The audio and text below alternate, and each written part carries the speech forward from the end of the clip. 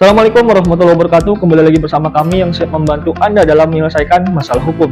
Hari ini kita akan membahas topik tentang penahanan ijazah. Sebenarnya boleh nggak sih perusahaan itu menahan ijazah karyawan? Simak videonya sampai selesai. Dalam dunia perekrutan tenaga kerja, sebuah ijazah merupakan elemen yang sangat penting dan bisa jadi penentu diterima atau tidaknya di pekerjaan tersebut, atau bisa jadi penentu terkait kompetensi dari jabatan yang dipilih di pekerjaan tersebut. Beberapa perusahaan melakukan penahanan ijazah bukan tanpa alasan. Di antara tujuan mereka adalah untuk menjaga loyalitas karyawan dan mencegah pengunduran diri sebelum kontrak kerja berakhir, karena memang banyak kasus seperti itu. Atau juga bisa menjadi cara untuk memastikan bahwa karyawan tersebut menyelesaikan program atau proyek tertentu yang telah diperjanjikan oleh perusahaan. Sekilas kalau dilihat dari tujuannya, sepertinya baik-baik saja. Tetapi Anda harus tahu bahwa hal demikian telah melanggar hak asasi manusia. Saya ulangi, telah melanggar hak asasi manusia. Kenapa bisa dikatakan melanggar HAM?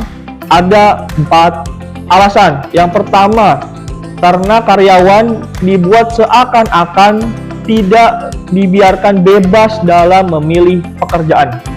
Yang kedua, karena perusahaan telah menahan sesuatu yang bukan miliknya, apalagi sesuatu tersebut merupakan sesuatu yang berharga. Yang ketiga, perbuatan tersebut sudah masuk dalam tindak pidana penggelapan. Yang keempat, berpotensi masuk dalam pidana pemerasan. Kenapa saya bilang masuk dalam potensi tindak pidana pemerasan? Karena hampir sebagian besar fakta di lapangan ketika perusahaan menahan ijazah karyawan, ketika mau ditebus harus bayar uang tebusan. Ini fakta teman-teman semua. Uang tebusan ini variatif, tapi kalau berdasarkan yang pernah menjadi klien saya, mengatakan bahwa sekitar di atas 2 juta. Apalagi namanya ini kalau bukan pemerasan. Kemudian setelah mendengar semua penjelasan tersebut, apa yang harus kita lakukan sebagai karyawan yang sudah mengalami hal demikian atau sudah terlanjur mengalami hal demikian? Ada 2 cara yang bisa dipilih. Yang pertama, kita dapat mengajukan gugatan perbuatan melawan hukum atau PMH ke pengadilan negeri setempat. Dan jangan lupa sertakan nominal ganti rugi yang harus diganti oleh perusahaan. Dasar hukumnya adalah pada pasal 1365 KUH Perdata.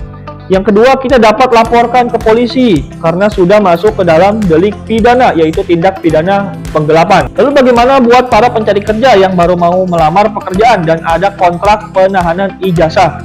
Saran saya, teman-teman semua, tolak klausul tersebut atau bisa mencari pekerjaan di tempat lain.